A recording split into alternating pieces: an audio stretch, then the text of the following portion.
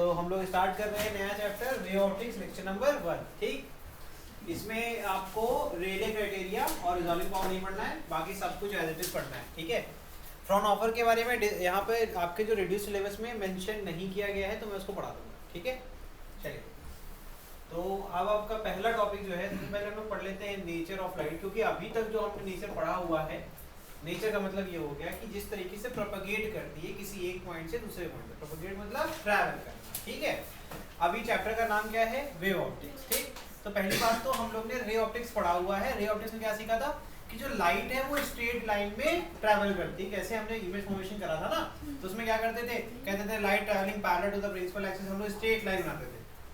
तो वहां पर हमने सीखा था कि स्ट्रेट लाइन ट्रैवल करती है। इस पर्टिकुलर चैप्टर में हम लोग पहली बार ये जानेंगे कि जो हमारी लाइट है वो कभी स्ट्रेट लाइन में ट्रैवल तो कर रही है, लेकिन वो लीनियर मोशन नहीं कर रही है, वो वेव मोशन कर रही है। कैसे चल रही है? तो ये बात से ये डिनाई नहीं करते हैं कि स्ट्रेट लाइन में ट्रैवल नहीं करती है, नहीं करती। वो ये कह रहे हैं कि तुम जो ये ऐसे बना रहे हो ऐसे ना बनाओ। ठीक है, प्रोपगेट कर रही है एक सीधी डायरेक्शन में, लेकिन वो लीनियर मोशन नहीं कर रही है। समझ में आ रहा है कि नहीं आ रहा है? तो ये इसमें सीखेंगे। तो सबसे पहले Newton corpuscular theory of light पढ़ रहे हैं हम लोग। ठीक है, इसमें देखिए इसकी कैरेक्टरिस्टिक क्या है थ्योरी की। उन्होंने ये बताया कि एक्सट्रीमली माइन्यूट मतलब बहुत ज्यादा छोटे, very light and elastic particle. Elastic क्यों? इलास्टिक क्या होता है? इलास्टिक प्रॉपर्टी होती है कि आप क्या होगा, रीस्टोर हो जाएगी आपकी बॉडी।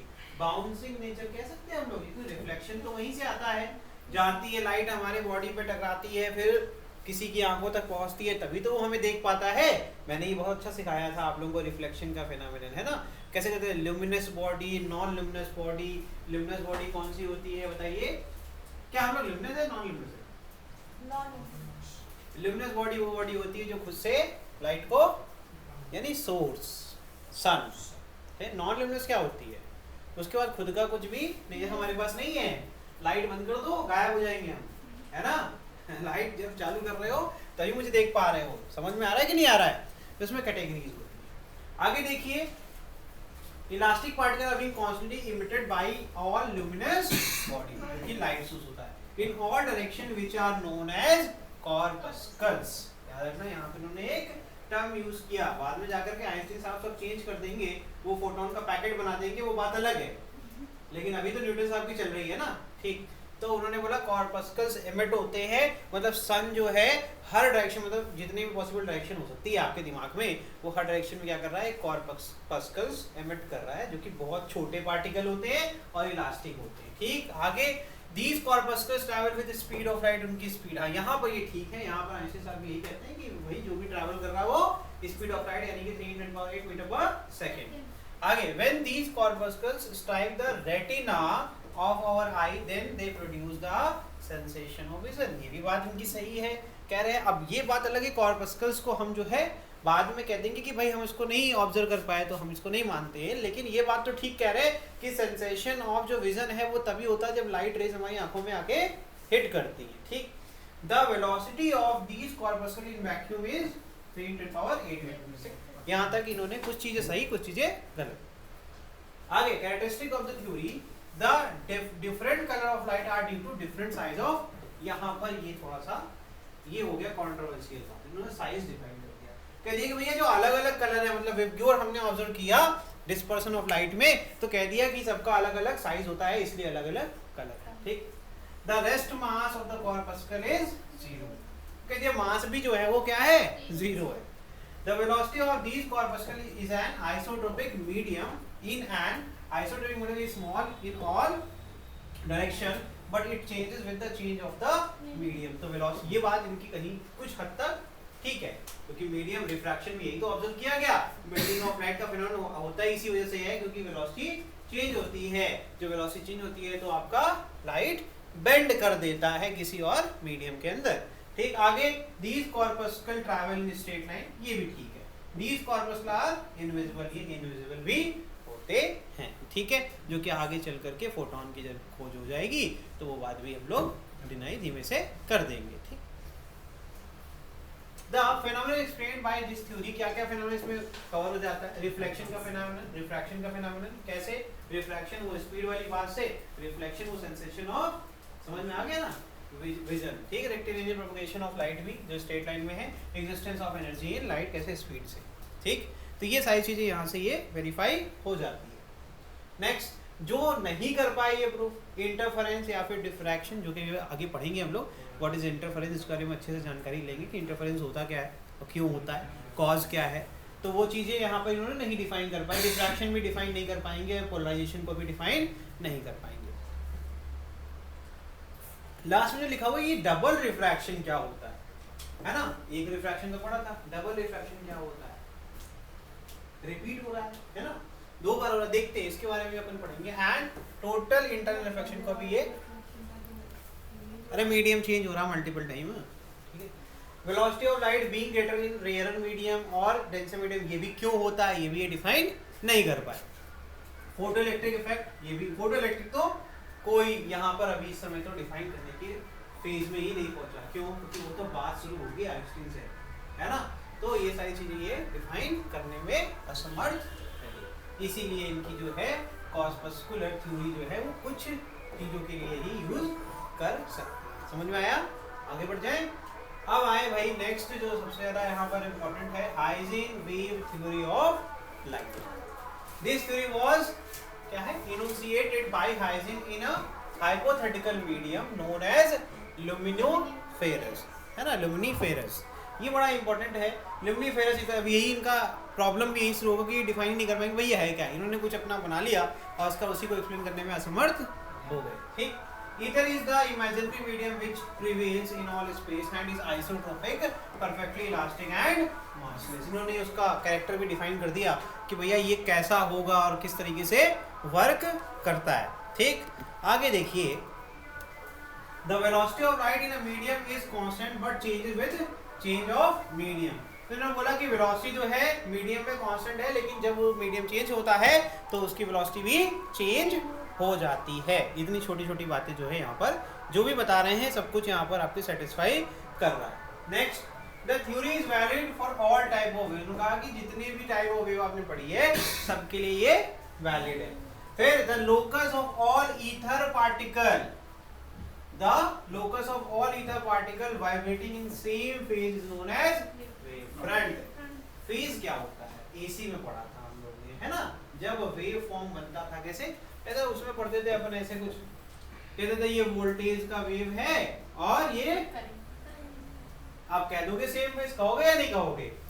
जब सेम टाइम पर अपनी पीक वैल्यूज को दो अलग अलग वेव रीच करती हैं, मैंने ये नहीं बोला उनका मैग्नीट्यूड सेम है, मैंने ये बिल्कुल नहीं बोला कि उनका मैग्नीट्यूड, मैंने बस ये बोला कि सेम टाइम पर वो दोनों अपने पीक पर हैं, इसका मतलब वो दोनों क्या है, सेम फेज। ये वो बात हो गई कि दो लोग पैरेलल दौड़ रहे हैं, सेम फेज में हो गए, ठीक है।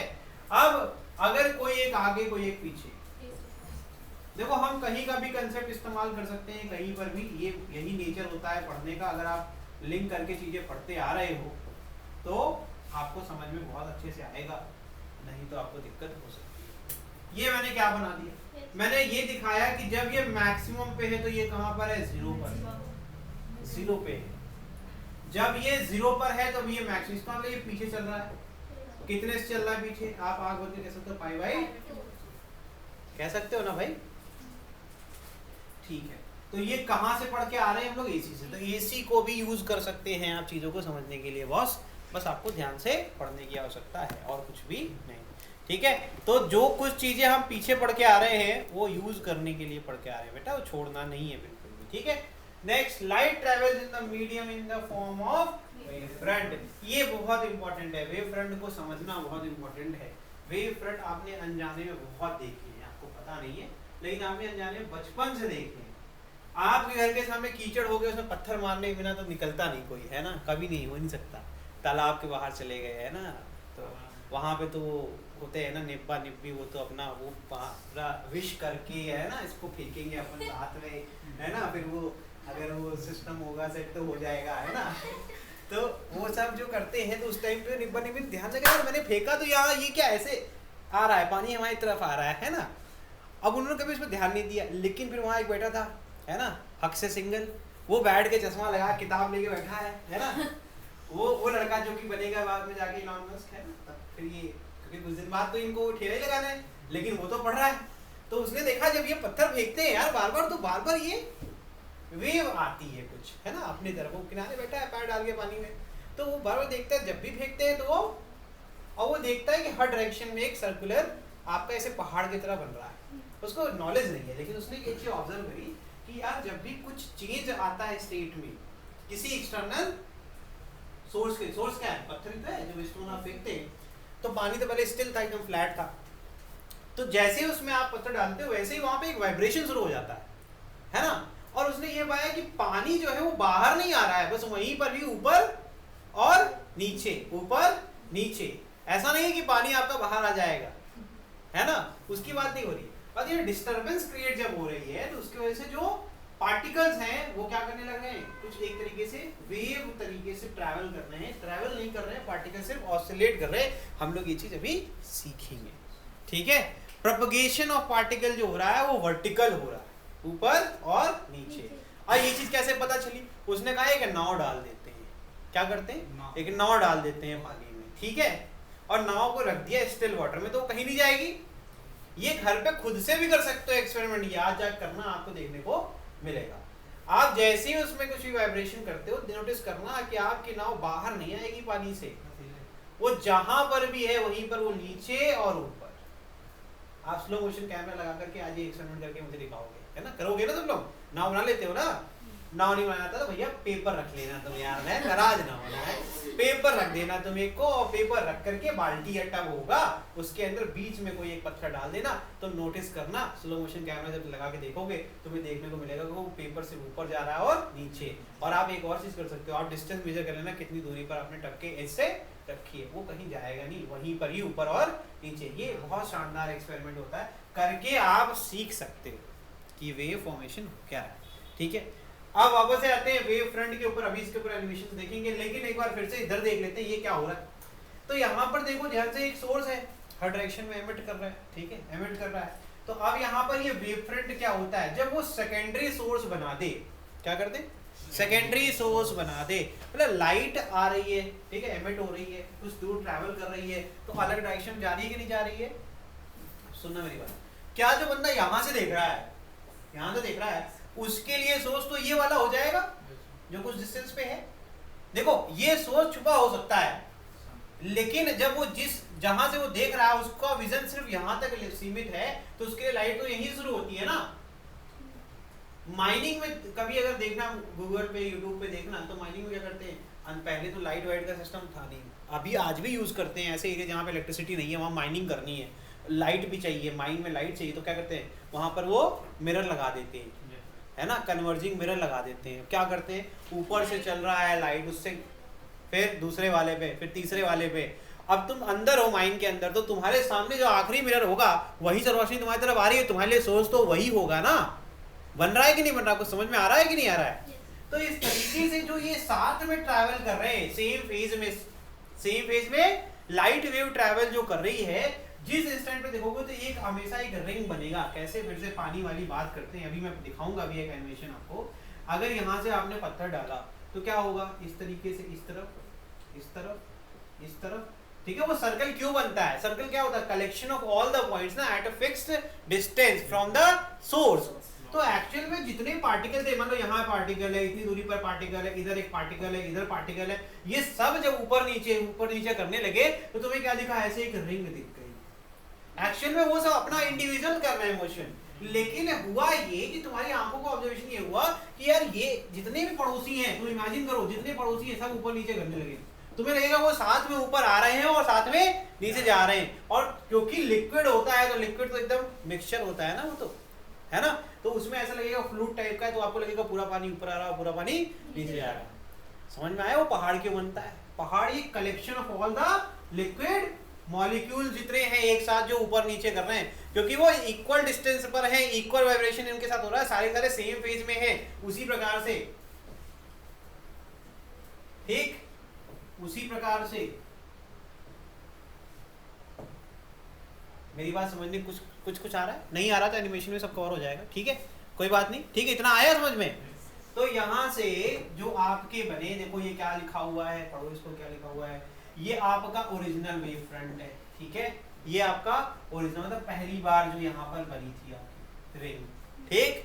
अब इसके आगे क्या बन रहा है, इसका जो इसको फिर से नई वेव वैसे ऐसे ऐसे जाएगी कि नहीं जाएगी, तो अब फिर से एक रिंग नहीं बनेगी, वो क्या बन जाएगी आपकी सेकेंडरी वेव। इस प्रकार से अब ये जितने सोर्स बने अब ये भी ऐसे ऐसे इमिट करेंगे कि नहीं करेंगे, तो ये बार बार होता जाएगा, जैसे कितना हो जाएगा, नए नए सोर्स उत्पन्न होते जाएंगे जिनकी इंटेंसिटी घटती जाएगी, क्योंकि एक बड़े पेड़ से तने निकले हैं ढेर सारे, तो वो पतले होंगे ना, उससे उनकी ताकत कम होती जाएगी कि नहीं हो जाएगी। अब तुम कहो कि जो आपका मेन है रूट के साथ है वो भी इतना मोटा है और तना भी इतना मोटा, वो तो बैलेंस ही नहीं बन पाएगा ना, इम्पॉसिबल है। तो एनर्जी तो प्रोपोगेट हो रही है तो एनर्जी रिड्यूसिंग होती है कि नहीं होती है, इसीलिए लाइट एक सीमित दूरी तक ही विजिबिलिटी प्रोवाइड कर पाती है। नहीं तो ऐसा अगर ना हो तब तो भैया हर जगह उजाला हो जाए, है ना, एक बल्ब जलाओ पूरी दुनिया जो है उजाले में आ जाएगी, ये तो गलत बात है ना। तो एनर्जी कंजर्वेशन भी तो देखना है, तो इस तरीके से होता है, ठीक है। चलिए तो यहाँ देखिए अभी इसको और डिटेल में पढ़ेंगे। This theory is valid for all type of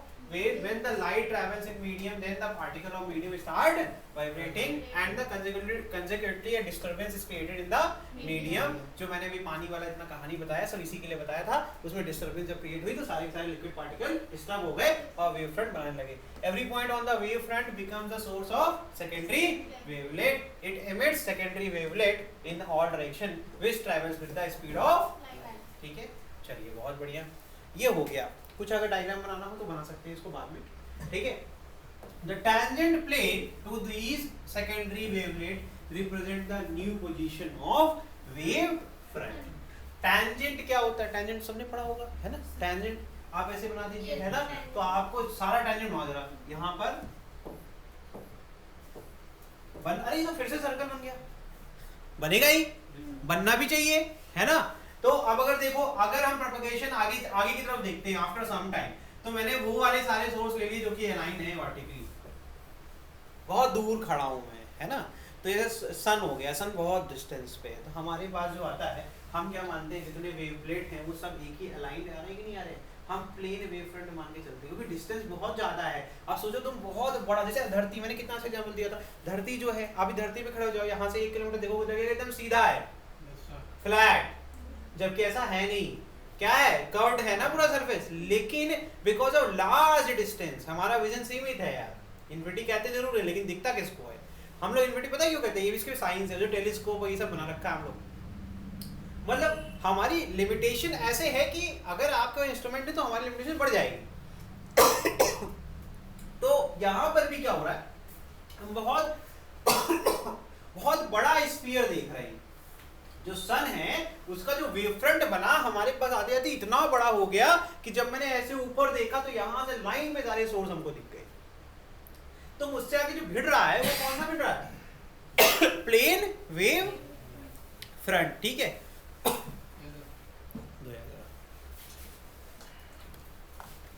तो ये क्या हो रहा है, ये बहुत डिस्टेंस सोर्स से जब बहुत डिस्टेंस पर देखोगे तो आपको ऐसा कुछ देखने को, तो जब टैंजेंट बनाएंगे सारे सोर्स पर तो इस बार हमें कैसा दिखेगा, स्ट्रेट लाइन, जिसे कहते हैं प्लेन वेव फ्रंट. अभी पढ़ेंगे, ठीक है. The phenomenon explained by this theory, कौन कौन से फेनोमेनन एक्सप्लेन कर दिए इन्होंने, रिफ्लेक्शन, रिफ्रैक्शन, इंटरफेरेंस. यहाँ पर अब इंटरफेरेंस भी आ गया और रिफ्रैक्शन भी आ गया. रेक्टिलिनियर प्रोपगेशन मतलब स्ट्रेट लाइन में ट्रैवल करती है, ये बता दिया, ठीक. Velocity of light in rare medium being greater than the denser, ये भी एक्सप्लेन करने में ये समर्थ. Wave front, the locus of all particle vibrating in same phase is known as wave front.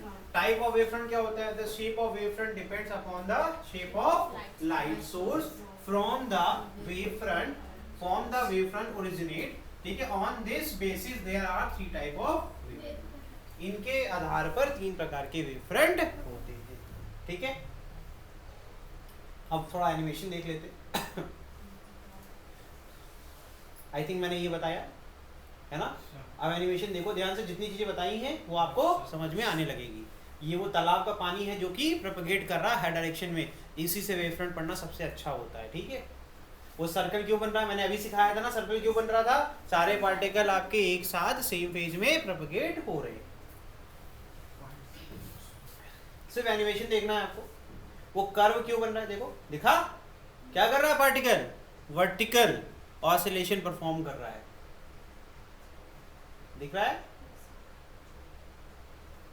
ठीक है, ये हो गया locus of all point in same medium where all the light wave reaches simultaneously from a single source such that they vibrate in same phase with same frequency and amplitude। पीछे भी ये definition पढ़ के हम लोग।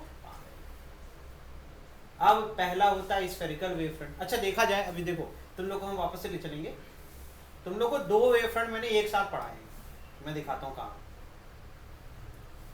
यहाँ पर ये स्फेरिकल हो गया और ये प्लेन हो गया, ठीक है। प्लेन यहाँ हमेशा के लिए याद कर लो, प्लेन का अगर हमें पॉइंट सोर्स से प्लेन बनाना है तो we have to separate the wave front with the large distance. समझ में आ रहा है? और अगर नहीं तो हमें फिर बार ये जैसे यहाँ से निकल रहा है, अगर इसको हम फिक्स कर दे इसके एजेस को, तो सिर्फ सामने की तरफ प्रोपेगेट होगा, तो प्लेन वेव फ्रंट ये भी निकालने में समर्थ हो जाएगा। अभी हम लोग देखेंगे एनिमेशन में से।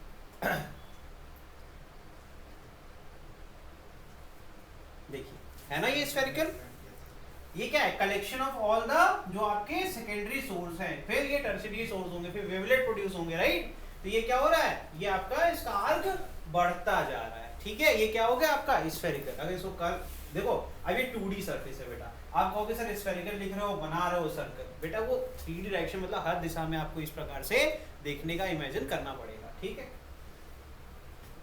तो इसका मतलब फाइनाइट डिस्टेंस से किसी पॉइंट सोर्स को देखेंगे तो क्या बन जाएगा, स्फेरिकल वेव फ्रंट। अगर पॉइंट सोर्स से ही हमें प्लेन बनाना है तो सन को देख लो, ठीक, डिस्टेंस बढ़ा दी हमने, ठीक। नेक्स्ट होता है प्लेन वेव फ्रंट, सन तुम्हारे घर तक आ रहा है। देखो देखो ये बहुत अच्छा है, देखो यहाँ पर क्या है, ये देखो यहाँ पर क्या हो रहा है, यहाँ पर स्फेरिकल डिस्टेंस बढ़ती जा रही है, ये स्फेरिकल धीमे धीमे धीमे धीमे क्या बन जा रहा है, समझ में आ रहा है कि नहीं आ रहा है, बिकॉज ये है एक बहुत बड़े स्फीयर का पार्ट। तो आपको क्या दिख रहा है, फ्लैट, ठीक है। तो जो आपका विजन है उसके आर्क के अंदर जो पाया गया वो कैसा आ रहा है, वो स्ट्रेट आपको दिख रहा है, इसलिए इसको प्लेन वेव फ्रंट अपन कह रहे हैं, ठीक है, very good. Infinite distance case में एनी सोर्स, कोई भी सोर्स अगर बहुत लार्ज डिस्टेंस पे तो ये हो जाएगा। नेक्स्ट होता है सिलिंड्रिकल, ये बड़ा इंपॉर्टेंट है। इसके लिए क्या करना है, देखो कोई भी एक प्लेन वेव फ्रंट आ रहा हो, ठीक है, तुम्हारी तरफ क्या आ रहा है, प्लेन वेव फ्रंट आ रहा है, क्योंकि सिलेंडर में हाइट भी होती है ना, हमें क्या चाहिए, हमें हाइट भी चाहिए होती है। हाँ ये दिख बहुत अच्छा रहा है ना, बहुत ही आसान है इसको बनाना, कोई बहुत ही कॉम्प्लिकेटेड चीज़ नहीं है यहाँ पर, ठीक है। कैसे बनाएंगे देखते जाओ बस, एक मिनट रुक जाओ।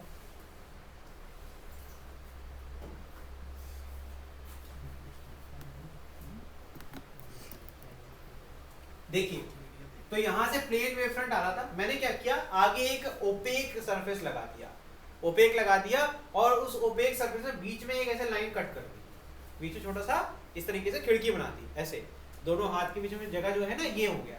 अब ये जो स्लिट है, इसको कहते हैं स्लिट कहते हैं, यहाँ से जो निकलेगा, क्योंकि स्लिट की वजह से क्या होगा, अब एज बन जाएगा, शार्प एज, तो जब लाइट एज निकलेगी तो हर डायरेक्शन में से भागने की कोशिश करेगी, है ना। और क्योंकि पार्टिकल्स किस तरीके से अलाइन है, किस तरीके से अलाइन है भैया, देखो यहाँ पर जैसे, ठीक है। अब मैंने ये ट्यूब लाइट थी वैसे, ठीक है, मैंने ऐसे बना दिया, ठीक है। अभी विंडो की तरह तुम ट्रीट करो इसको। अब क्या होगा, यहां से भी ऐसे एक आर्क बनेगा, बनेगा ना भैया, यहां से भी एक, यहां से भी एक, ये आर्क क्या मतलब है, इसका मतलब क्या है, हर डायरेक्शन में प्रोपेगेट कर रहा है, ठीक है। अब देखो इन सबको अगर हम कंबाइन कर देंगे सिलेंडर बनेगा कि नहीं बनेगा, बनेगा ना भैया, बन जाएगा। यहाँ फिगर में देखो ध्यान से, सेम चीज बनी हुई है कि नहीं, छोटा। अब ये ज्यादा क्यों है, क्योंकि ये सर ये नेक्स्ट का भी दिखा रहा है, ये हमने सिर्फ प्राइमरी बनाया, हमने सिर्फ प्राइमरी वेव फ्रंट बनाया, ये सेकेंडरी टर्शियरी उसके बाद जितने भी बन रहे हैं सबको कंबाइन करके इस तरीके से प्रोपगेशन ऑफ लाइट दिखा रहा है। समझ में आ रहा है कि नहीं आ रहा है, ये हो गया आपका सिलिंड्रिकल वेव। इतने ही प्रकार के आपके वेव फ्रंट होते हैं, इतने ही हमें पढ़ने भी है, ठीक है, समझ में आ गया। चलिए आगे बढ़ जाते हैं।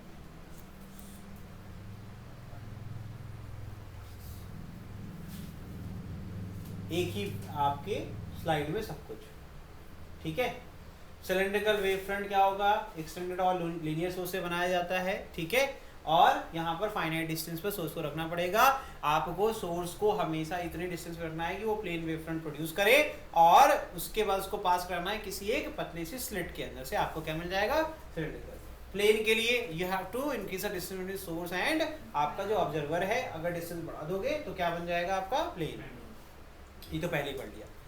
कोई भी ट्यूबलाइट लगा लो घर में, है ना, जो 10 रुपए का बल्ब आता था, पता नहीं कितने का आता है, पीला वाला, है ना, उसका ही आता है, बहुत बढ़िया, ठीक।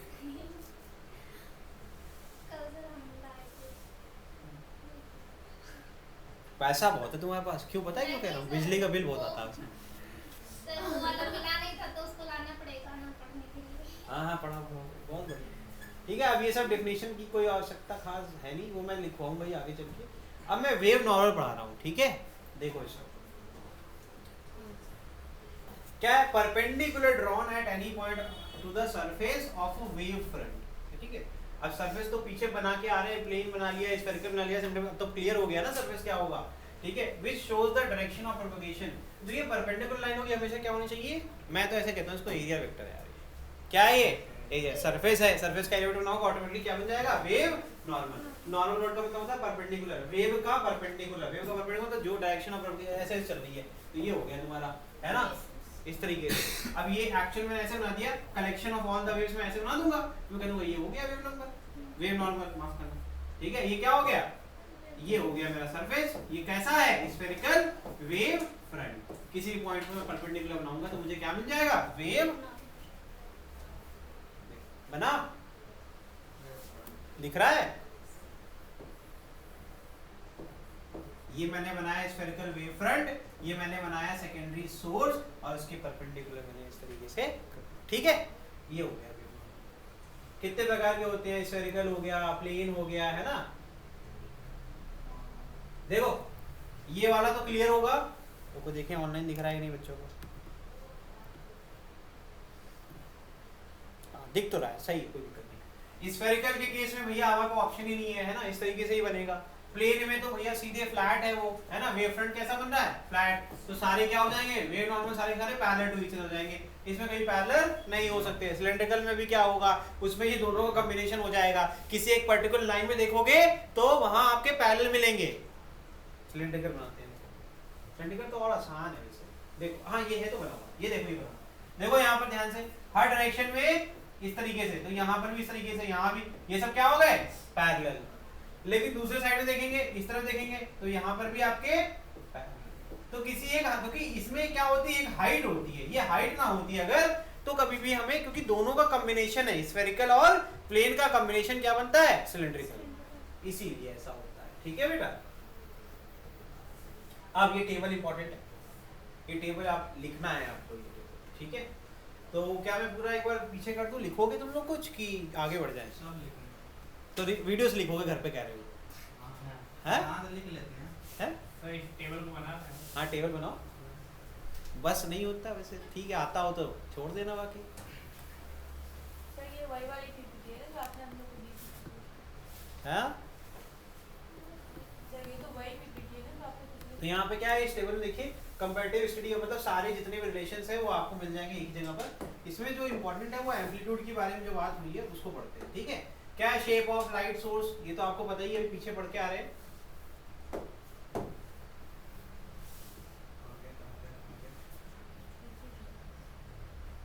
ज्यादा ही पीछे चले गए क्या हम लोग,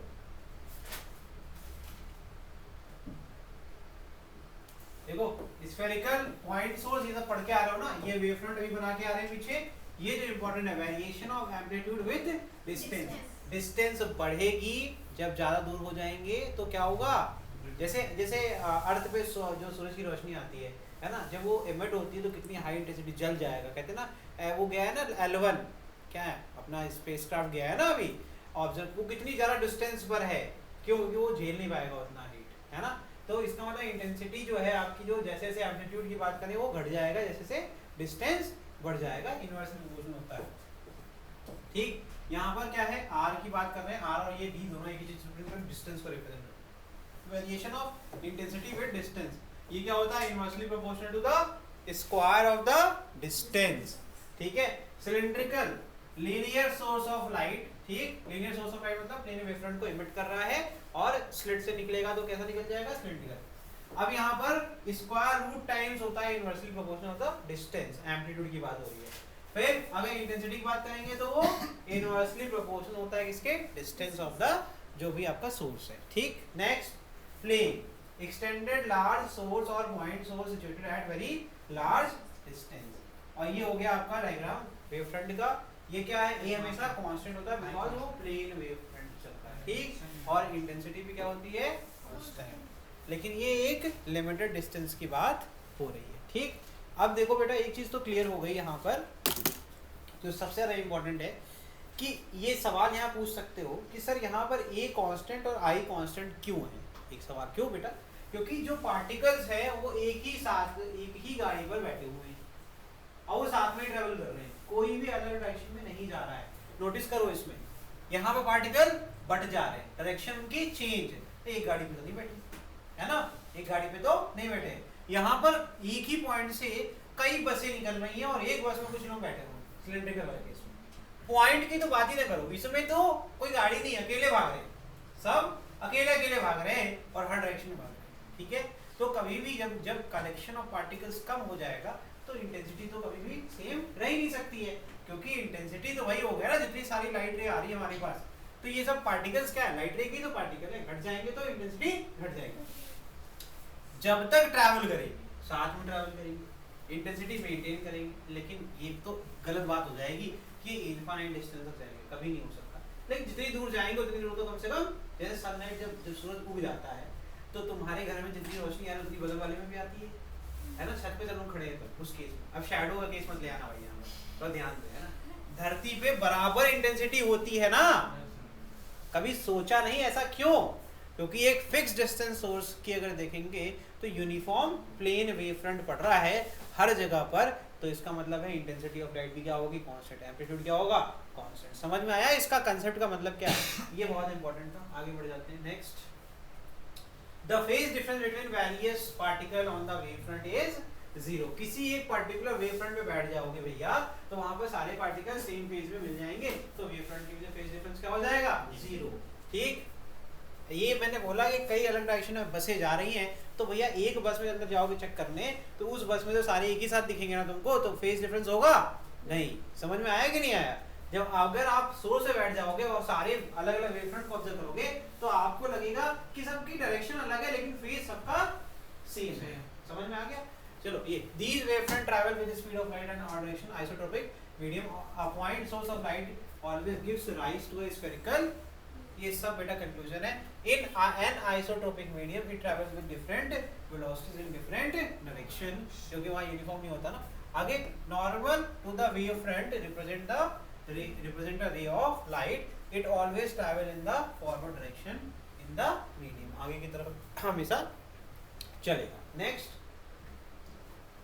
इंटरफेरेंस ऑफ लाइट। ठीक है, when two light wave of same frequency with constant phase difference, अच्छा सुनना बेटा ध्यान से, ये कांस्टेंट क्यों बोल दिया, फ्रीक्वेंसी सेम है। ठीक है, अब मैंने ये बोला कि जितना फेज डिफरेंस पहले वाले में था उतना ही फेज डिफरेंस दूसरे वाले में, तो ये दोनों का अगर कंपैरिजन होगा, कहेंगे दोनों में अगर एक चीज कॉमन देखी जाए तो दोनों में फेज डिफरेंस क्या है, सेम है। अगर पहले में जीरो है तो दूसरे वाले में भी जीरो है। ठीक, आगे देखो, लेकिन उनकी फ्रीक्वेंसी क्या होना चाहिए, सेम होनी चाहिए। अगर इनको सुपर इम्पोज का मतलब क्या हुआ, ऐड कर देना, है ना, over each other, then resultant amplitude in the region of superimposition is different from the amplitude of individual wave.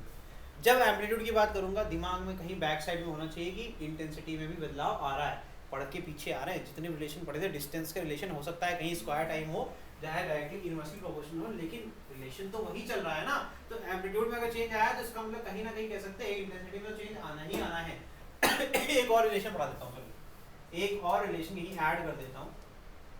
वैसे मुझे लगता है कि आप इतने इंटेलिजेंट हैं कि अंडरस्टूड है। A is directly proportional to 1 upon R, I is directly proportional to 1 upon R का होल स्क्वायर, तो I directly proportional to क्या हो गया, क्या भाई गलत कह दिया कुछ में? हर जगह काम करेगा कि चेक कर लो जरा, यहाँ भी काम कर रहा है, यहाँ तो सेम है, यहाँ तो कांस्टेंट, यहाँ भी कांस्टेंट, लेकिन ये रिलेशंस काम करते हैं। ये रूट में है, इसका स्क्वायर करोगे तो क्या बनेगा, 1 upon R, तो ये हो जाएगा I directly proportional to A square. ठीक है, क्योंकि मैं न्यूमेरिकल डायरेक्टली यूज़ कर लेता हूँ, तो कभी कभी क्या लगता है कि ये नहीं पढ़ाया था, पढ़ाया है, आप पर देखो ध्यान से।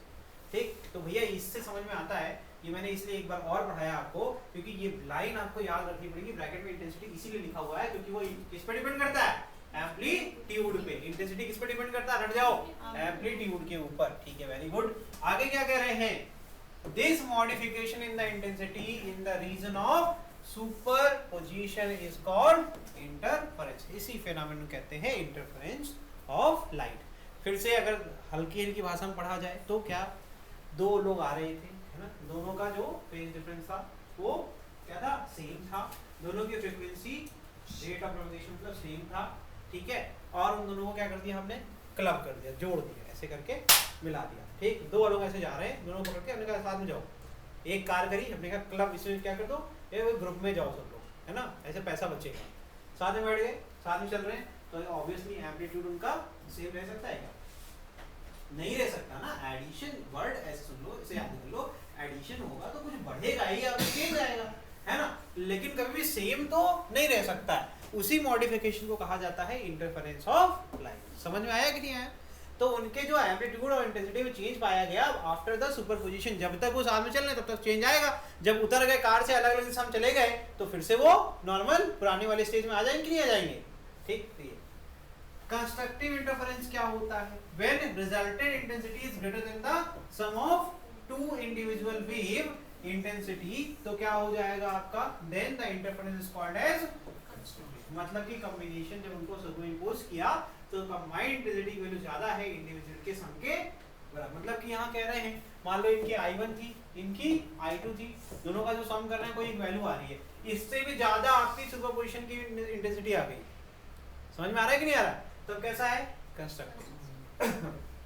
डिस्ट्रक्टिव क्या हो जाएगा, जो फाइनल आपको रिजल्टेंट मिल रही है वेव, उसकी जो इंटेंसिटी है वो घट जाए दोनों के इंडिविजुअल के सम से, तो क्या हो जाएगा, destructive interference. When the resultant intensity is less than the sum of two individual wave intensity, then the interference is said to be destructive. There is no violation of the law of conservation of energy in the interference. कभी भी energy conservation में कोई भी violation नहीं होता। Here the energy from the point of minimum energy is shifted to the point of maximum energy. मतलब कह रहे हैं total energy system की हमेशा conserved रहेगी बॉस। बस ध्यान देने वाली बात ये है, क्या हो गया श्वेता, आप हैंड रेस कर रहे हैं, चैट का यूज करिए बेटा। बस इतनी सी बात कह रहे हैं कि शिफ्टिंग हो जाती है, जैसे इंटेंसिटी ज्यादा हो गई, I1 प्लस I2 से ज्यादा हो जा रही है कंस्ट्रक्टिंग में, तो इसका मतलब है टोटल एनर्जी आपके पास जितनी है उतनी ही रहनी चाहिए, उससे ज्यादा तो नहीं हो सकती है। लेकिन अगर हमने कहा कि जैसे मेरे पास पूरे दिन काम करने की एनर्जी है, लेकिन मैंने कहा कि मैं 1 घंटे में पूरे दिन की एनर्जी इस्तेमाल करूंगा, तो मैंने बाद की एनर्जी को शिफ्ट नहीं कर लिया पहले इस्तेमाल करने के लिए। तो एनर्जी में क्या हो रहा है, जब बाद में लेस जो आ रहा है डिस्ट्रक्टिव इंटरफेरेंस में, उसका रीजन क्या है कि आपने उस समय की एनर्जी को शिफ्ट कर दिया किधर, मैक्सिमम और मिनिमम बनाने में। तो कहीं ज्यादा इंटेंसिटी लाइट हो गई, कहीं कम हो गई, तो कहीं ब्राइट फ्रिंज मिल रही है तो कहीं डार्क फ्रिंज मिल रही है। ये अभी अपन पढ़ने वाले हैं किसके अंदर, यंग सिंगल स्लिट और डबल स्लिट एक्सपेरिमेंट के अंदर। समझ में आया कि नहीं आया? बहुत आसान चैप्टर है, तुम लोग ऐसे ही कर लोगे, ये चुटकी बजाओगे और सब हो जाएगा। ठीक है, कोहेरेंट सोर्सेज क्या होता है, two sources are said to be coherent if they emit light waves of same frequency and start with the same phase or have a constant phase difference. यही वो सोर्स है जिसकी वजह से इंटरफेरेंस आप कर सकते हो, नहीं तो कर ही नहीं पाओगे। तो इसका मतलब एक चीज तो क्लियर हो गई कि किस टाइप का सोर्स यूज करेंगे हम लोग यंग डबल स्लिट एक्सपेरिमेंट या सिंगल स्लिट में, कोहेरेंट सोर्स। कोहेरेंट सोर्स बहुत ज्यादा इंपॉर्टेंट है, बिकॉज कोहेरेंट सोर्स ही होता है जिसमें फ्रीक्वेंसी सेम होती है और फेज डिफरेंस दो अलग अलग वेव का सेम होता है। और इंटरफेरेंस की डेफिनेशन में लिखा गया है कि ऐसी ही दो वेव हम यूज कर सकते हैं जिसमें फ्रीक्वेंसी और phase difference same. They are obtained from a single source. Laser is a source of monochromatic. Mono का मतलब सिंगल कलर लाइट, ठीक है, wave of high degree of coherence. Incoherent source क्या होता है, two independent monochromatic source emit wave of same frequency but the wave are not in same phase, so they are incoherent. This is because atoms cannot emit light wave in same phase and these source are said to be incoherent. ठीक है, by using two independent laser beam it has been possible to record the interference pattern. समझ में आया? हमें high degree of coherence चाहिए, हमें high degree of coherence चाहिए, तो हम लोग क्या यूज करेंगे, इसीलिए क्या यूज करेंगे, लेजर का इस्तेमाल। समझ में आ रहा है? क्या हो गया, थक गए क्या? नहीं आप इन लोग को कह रहे हो, आप कहाँ थक जाएंगे, अभी तो शुरू ही नहीं किए, आप तो शुरू ही नहीं किए तो कहाँ थक रहे हैं। चलो हाँ भाई, बस छोड़ रहे हैं यार, तुम लोग को 9 मिनट के अंदर छोड़ देंगे, इतना ही पढ़ाएंगे और कुछ नहीं। डिवीजन बेस्ड पढ़ाई छोड़ दे, क्योंकि इसके बाद फिर चैप्टर खत्म हो जाएगा तो पढ़ा दीजिए। चैप्टर कहाँ, अभी तो शुरू हुआ है, अभी तो शुरू हुआ है बॉस। एम्पलीट्यूड डिवीजन कैसे करते हैं, चलो अगली क्लास में मिलेंगे, यही पढ़ेंगे, ठीक है, क्योंकि अब स्टार्ट होगा इम्पोर्टेंट टॉपिक। चलिए ठीक है, आज के लिए इतना ही। अब कल मिलेंगे हम लोग 10:10 पे। आज हम थोड़ा सा लेट हो गए थे, लेकिन कल हम समय पे आ जाएंगे। और अरे आज दुख खत्म हो जाएगा, कल से तो एनर्जी आ जाएगी ना। अरे कहाँ बैग कहाँ कर रहे हो? ठीक है, थैंक यू। ब्रेक ले लो, लेकिन पेपर